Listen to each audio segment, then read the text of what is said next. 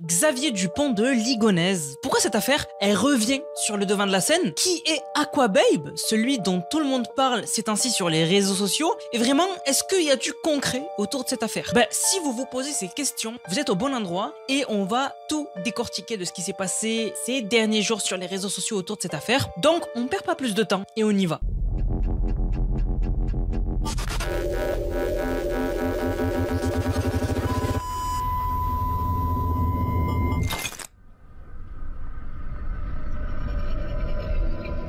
Avant de vous parler de Aquababe et son enquête sur les réseaux sociaux, je dois vous rappeler l'affaire Xavier Dupont de Ligonnès rapidement. Alors Xavier Dupont de Ligonnès, pour ceux qui ne connaissent pas l'affaire, c'était un père normal qui vivait à Nantes. Il vivait avec sa femme et ses 4 enfants. En avril 2011, sa famille, elle donne plus de nouvelles. Normalement, tu sais, tu les vois, tes voisins, tu vois que les voitures bougent, etc. Mais là, sa famille ne donne plus de nouvelles. Donc la police va chez eux et là, ils font une découverte qui va propulser cette affaire dans toutes les conversations en France. La police découvre cachés sous la terrasse les corps de la mère et des enfants et même des chiens. Xavier le papa, lui, il a disparu. Juste avant, il avait envoyé des lettres en disant qu'il travaillait pour une mission secrète américaine. Donc l'affaire devient encore plus étrange. C'est quoi cette affaire de mission secrète?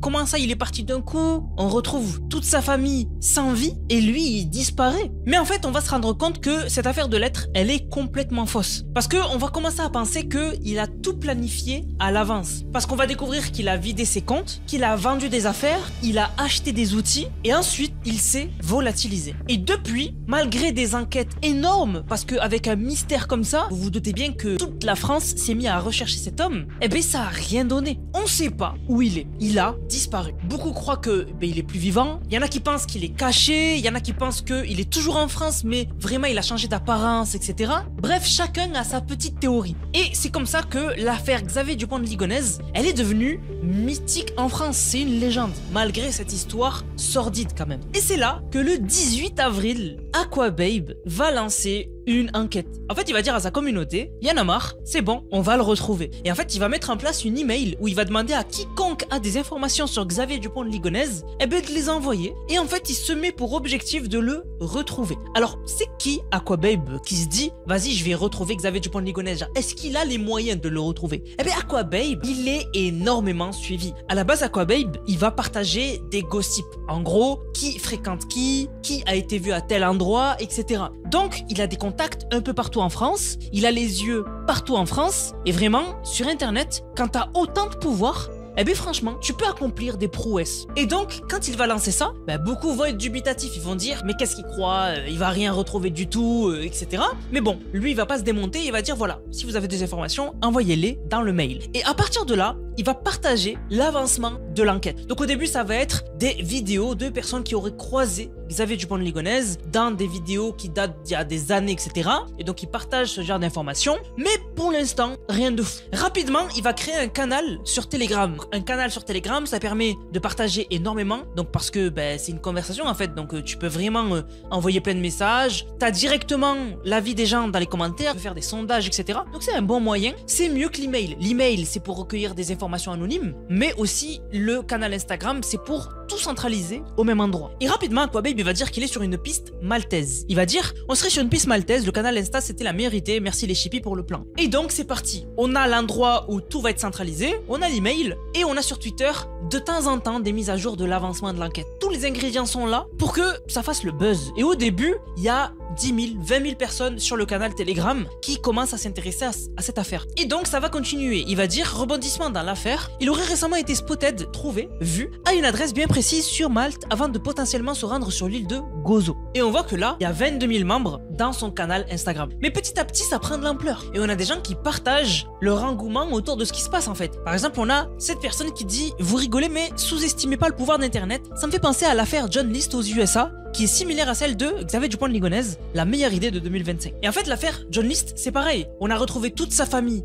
décédé. Il a disparu pendant 18 ans. Et on pensait ne jamais le retrouver. Et en fait, aux États-Unis, comme c'était à l'époque, c'était pas sur Internet, mais c'était grâce à une émission qui s'appelait Les Américains les plus recherchés. Et en fait, dans cette émission, ils ont raconté l'affaire et ils ont fait un portrait en 3D de à quoi ressemblerait John List 18 ans après, vieilli. Et un voisin, en voyant ça à la télé, il a dit mais c'est mon voisin. Il a appelé la police, ils l'ont retrouvé, ils ont su que c'était lui, ils l'ont condamné. Donc vraiment, Internet peut créer des miracles aujourd'hui, puisque aujourd'hui tout le monde est connecté et vraiment, il y a des affaires qui ont été résolues grâce à Internet. Par exemple, on a l'affaire Luca Magnotta. Alors Luca Magnotta, c'est un Canadien qui a ôté la vie à un étudiant en 2012. Il a posté une vidéo de son acte sur Internet et même avant ça, il publiait des vidéos de maltraitance animale. Et en fait, on a un groupe Facebook qu'ils ont commencé à mener leur enquête, voilà, pour essayer de le retrouver. Et ça, c'était bien avant que la police prenne au sérieux l'affaire. Et en fait, grâce à Internet et ce groupe Facebook, ils ont suivi ses déplacements, ils l'ont retrouvé en Allemagne et en fait, il lisait des articles de lui-même. Donc vraiment,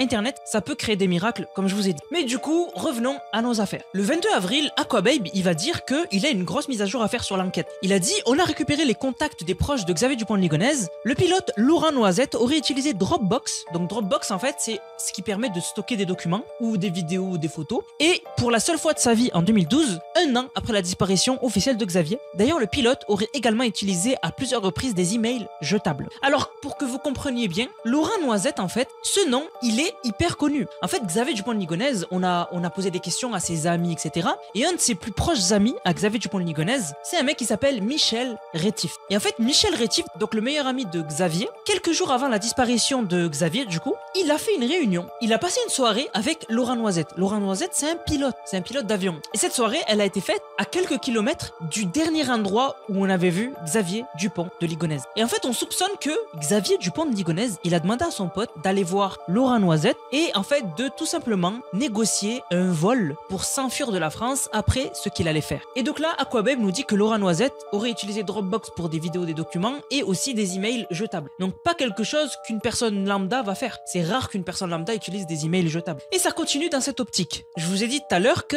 Aquababe, il avait une piste maltaise sur le fait que Xavier Dupont de Ligonnès, il serait à Malte. Eh ben, Laurent Noisette, il vivrait à Malte. Et du coup, Aquababe, il dit, c'est une coïncidence, c'est bizarre. Mais le 26 avril, ça prend tellement d'ampleur que Aquababe passe à BFM TV. Cet influenceur et blogueur people s'est lancé un tout nouveau défi, résoudre l'une des plus grosses affaires non élucidées du territoire français. Ça partait vraiment d'une blague avec mon avocat.